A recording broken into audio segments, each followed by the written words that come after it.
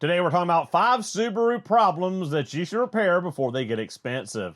Each one of these start out as simple, cheap, and easy, but if you ignore them and let them go too long, you'll be crying when you call me up because the repair bill has taken your wallet and ran out the shop and down the road with it. With that said, let's go ahead and get into the video.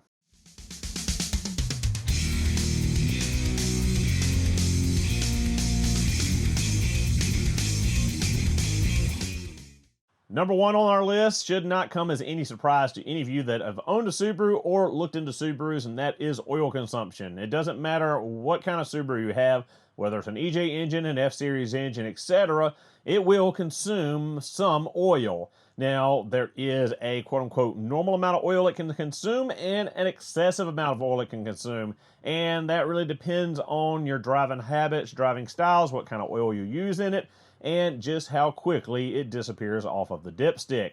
Now, there are things that you can do to alleviate these issues. We talked about them in multiple other videos about oil consumption, but it's one of those problems that if you don't look at and you don't monitor or don't mediate, you will be having an expensive engine replacement shortly down the road. Now, a lot of times there are people that bring me their car and they're a quart or more low on oil and they just don't even realize it. It's easy to do. It's easy as well to prevent this issue. Check your oil every 1,000 miles or even every time you fill up for gas. It only takes about 30 seconds. It's quick and easy to do, and it will save you a failed engine, spun rod bearing, or other catastrophic failure down the road. Things to look out for with this is using the correct oil viscosity. If you're consuming a ton of 0.20, bump up to a 5.30. There will be no issue with your engine, no damage caused by using a thicker oil. All that will happen is you will lose a little bit of miles per gallon by going to that thicker viscosity oil, but can slow down or stop your consumption. You also want to make sure that you are changing your oil frequently. As we talked about in the oil consumption issue video, a lot of the oil consumption comes from those oil control rings being lower tension now, and any kind of gunk or sludge buildup from long oil change intervals and neglecting to change the oil on time can gunk up, build up, and seize those oil control rings or stick them up, gum them up where they're not scraping that oil back down, letting it get past those rings into the combustion chamber, burning and consuming. So make sure you stay on top of those oil change intervals, as well as using the right viscosity, and always check your engine oil level. With that, don't ignore engine oil leaks, because if you're consuming oil and leaking it, you're going to have a higher potential for running low and causing catastrophic engine failure. Number 2 on the list is valve cover gasket leaks, cam cover gasket leaks, and cam carrier leaks. We can kind of group that all together with the F-Series and the EJ series. Now, a lot of times this starts out as a very simple and cheap repair, at least for the cam cover and valve cover gasket side of it, not so much the cam carriers. But what happens most often is you see a little bit of wetness, a little bit of residue on the parting line or underneath those parts, and you ignore it because, well, it's not dripping yet, it's not a big leak yet, it's not actively leaking, dripping. But as you let that go on, you are allowing a cheaper repair to become way more costly, especially when talking about the cam carriers. So with the valve cover gasket or cam cover gasket, depending on which engine you have, you let that go too long and you will have a leak develop internally in the form of the spark plug tube seals that are inside of the valve cover and or cam cover. That allows oil to get down around the spark plug and the coil pack boot, potentially shorting out your ignition coils, damaging spark plugs, other things of that nature. It's always good to go ahead and quickly replace, properly replace, that valve cover or cam cover gasket when you first see the signs of wetness before those tube seals go, and replace those tube seals when you're in there to do that. Always torque everything down properly and always use the correct RTV and the proper procedure. I have several videos on replacing the valve cover and cam cover gaskets on EJ series and F series engines for those of you that want to tackle it yourselves and save even more money. On to the cam carrier leaks that are way more costly on the F series engines. A lot of times if you catch those early, you can prevent them or stave them off even longer, because a lot of times they're caused by a neglected PCV.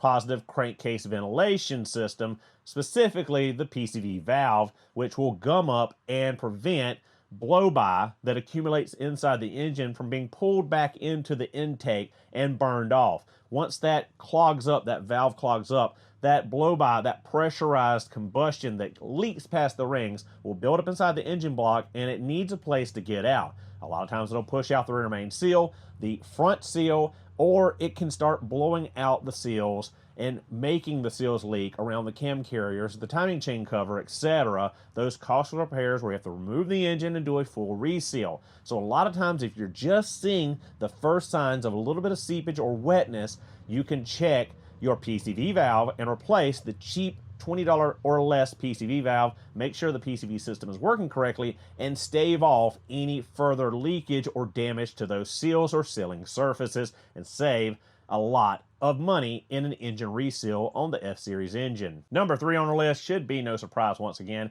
and it is neglect of replacing your CVT fluid. Now, most of you have watched my channel know that I preach changing the CVT fluid, even though Subaru of America says it's a lifetime fluid. We've talked about it over and over again. Any kind of fluid inside of an automobile is nowhere near being a lifetime fluid. Every single fluid breaks down with mileage, with age, and with heat cycles, and the CVT fluid is not exempt from that. The same as gear oil, engine oil, coolant, etc. All these fluids break down, wear out, and need to be replaced. CVT fluid is not exempt. It needs to be replaced, needs to be drained and refilled regularly to make sure that your CVT does not fail prematurely, you don't have issues, you do not develop chain slip, and all of the other common failure points with the Subaru CVT. A lot of them can be traced back to the lack of maintenance and lack of changing of the CVT fluid. So make sure you replace your CVT fluid. It is a lot cheaper to replace a couple $100s of CVT fluid than an $8,000, $9,000 reman CVT once that transmission fails completely. Preventative is always more affordable than fixing after the fact of a failure. So cheap fluid versus expensive transmission. I'm going to recommend cheap fluid replacements every single time. So never neglect a cheap service just to cause a big failure and a big repair down the road. Number 4 might be a little bit surprising to you guys, and it's wheel bearings and wheel hub assemblies. Now, Subarus are notorious for failures on hub assemblies, wheel bearings, etc. They could fail at 50,000 miles or 200,000 miles. A lot of it depends on your driving habits, where you're located, and if you're in the Rust Belt or not, because a lot of times being up north makes those hub assemblies fail much sooner than being down here in the rust-free South like I am. I see plenty of Subarus go over 100, 150,000 miles on factory hubs, whereas some of you see them fail as early as 50,000 miles up north. Now, why is this on the list? Well, a hub assembly or a wheel bearing on a Subaru, depending on what model you have and what configuration you have, can be a pretty costly repair to some of you owners, but if you neglect that and let it go further than it should, it becomes a whole lot more expensive, and I've seen this firsthand time and time again. People hear the roar, they hear the noise, and they ignore it. Well, we'll stretch it out another month, we'll stretch it out another couple weeks until we get the money to replace that hub assembly or that wheel bearing. Well, the issues come into letting it go too long and that bearing completely failing or failing in a catastrophic way. I have seen it firsthand.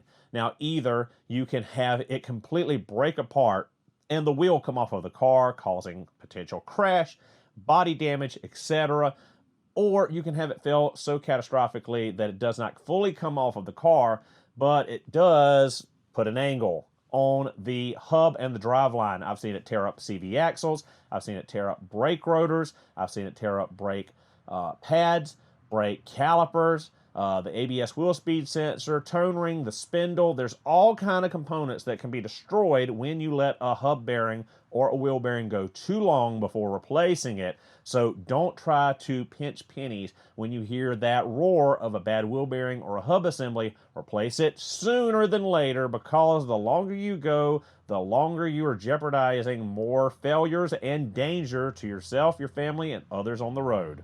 Issue number 5, exhaust leaks, mainly at the manifold and the mid-pipe. Now, a lot of people might be wondering, why in the world would you be worried about an exhaust leak? A lot of you up north, more than us in the south, have to worry about exhaust leaks, corrosion, and issues there with a loud exhaust, that fluttering sound you get, etc. But what is the problem with ignoring that small little exhaust leak? Well, if you let an exhaust leak go longer in time, more and more issues will arise, depending on where the exhaust leak is. Let's say you've got a blown out exhaust manifold, gasket between the head and the manifold. Well, you're going to get a lean code for one, because you're losing exhaust between the cylinder head and that flange on the manifold, and it's not getting to your primary oxygen sensors, the ones that will alter and manage your fuel trims and your duty cycle of your injectors. So you're going to get a lean code. So your engine's going to start consuming more fuel. You're going to start having your injectors open up to dump more fuel in to try to fix the supposed lean condition that's not really there. The only reason you're lean is because you're leaking exhaust out before the oxygen sensor. So you're going to start wasting money in fuel. Your MPGs are going to go down. You are going to start, fouling spark plugs, washing cylinder walls out with that extra fuel, and a lot of issues will crop up from a simple blown out exhaust manifold gasket. Also, as you're allowing that hot exhaust to blow out there, you can start eating away at the sealing surface of the aluminum cylinder head and potentially damage those exhaust studs inside of the cylinder head. So ignoring and letting that exhaust leak go longer and longer is just going to cause more and more issues and more costly repairs than just replacing that gasket when it fails. The second failure, depending on the car, the configuration of the exhaust, because Subarus are different through the years, generations, etc., is the first joint between the mid-pipe and the manifold. A lot of times those rust out, they corrode out, and it's a costly repair where you have to replace both the manifold and the mid-pipe, or go to an exhaust shop and have that flange welded up, or new flanges welded onto those pipes to fix that connection. Again, a lot of times the post-cat O2 sensor is in the mid-pipe, and you're going to get those P0420 codes. You're going to get all kinds of drivability concerns there. You're going to be worried that your catalytic converter is failing. All these issues from a simple rusted joint or a leaking joint between the manifold and the mid-pipe. So again, a simple exhaust leak can cause very expensive repairs down the road if ignored and allowed to go too long. And let me give you a bonus. Number 6, tires in the all-wheel drive system. Now, we spoke on this a little bit last week's video, but again, Subaru's all-wheel drive system is very finicky as far as tires. You always want to have matching tires, matching size, and matching tread depth. You're allowed 3/32 of variation between all 4 tires. If you blow out a tire, you got to replace the set unless you can find a tire shaving service that some people now offer to shave a brand new tire down to match the other 3 on the car. It can be a pain, can be aggravating, can be expensive, but you don't want to risk damaging your center differential or your all-wheel drive system by mismatching tires on a Subaru. You always want to keep on track of regular rotation of the tires, checking for even wear, checking for any damage in the tires, nails, etc., making sure those are plugged or patched properly to prevent blowouts, and just stay on top of it. And it's not that big of an issue, but don't neglect the tires on your car to save money in destroying something in the differentials to do so. So there's your number 6 bonus. So guys, there are your top 5 Subaru problems to fix before they get too expensive. Hopefully following this guide will help you save potentially thousands of dollars in repairs down the road on your Subaru vehicle.